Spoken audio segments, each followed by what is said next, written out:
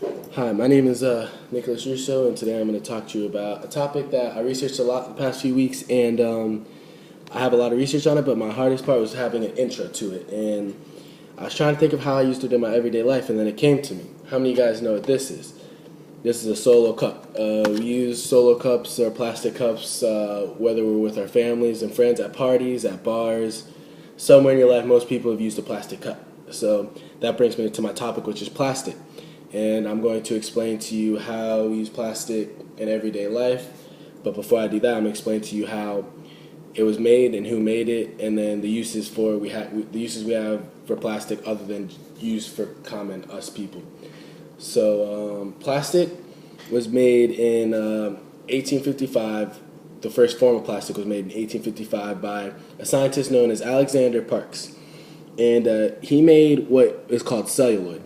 And celluloid is it's a semi-synthetic plastic, which means there's still forces from the nature that involved in playing in it. And celluloid was a major step because it helped a lot of people. But the problem with celluloid was it was very flammable.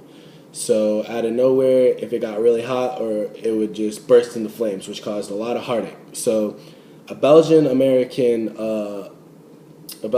scientist by the name of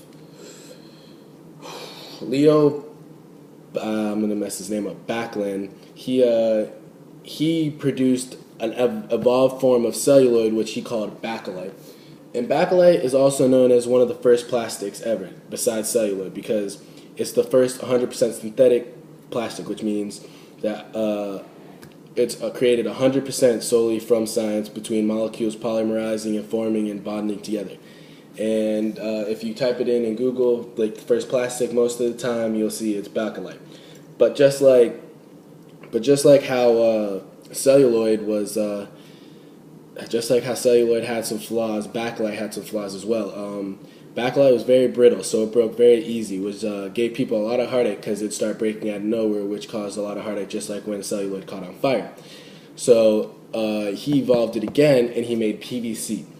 PVC nowadays is known as pipes, PVC pipes and construction and stuff, but PVC was made in the mid-1920s, and it became one of the most popular plastics around. They started switching all the celluloid and bakelite for PVC, and they did that because you can make PVC as long as you want, as short as you want, as wide as you want, as thick as thin as you want.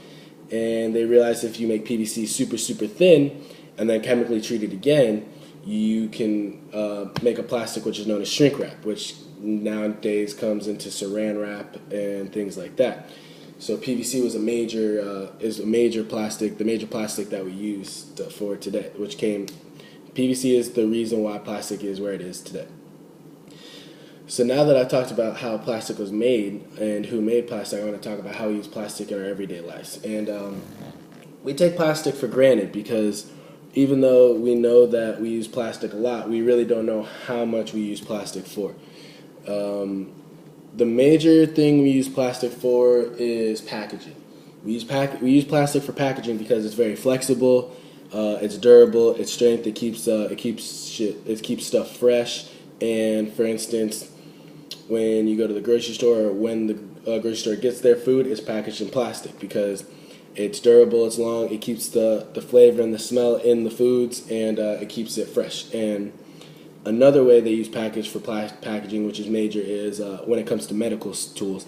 They package medical tools in airtight plastic containers, so that way no airborne diseases or any contaminants can get to it. And we like to package things in plastic as common people, just because we like the flavor of the foods when we get it. They stay fresh, so we like to keep it. We like to eat it what it looks like when we got it. So that's packaging is one of the main reasons we use plastic for. Second to packaging is we use plastic a lot for construction.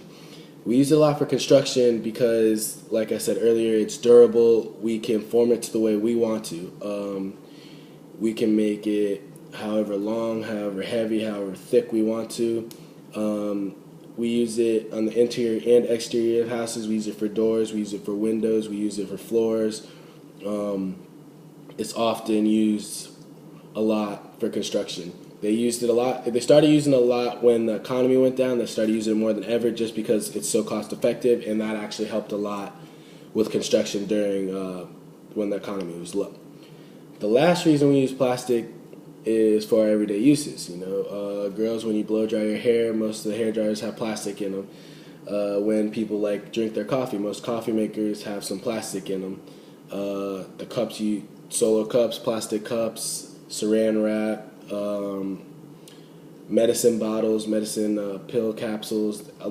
Most of the things in your house are made from plastic. You wouldn't even know. If you just looked around your house, you would notice that a lot of things are made from plastic.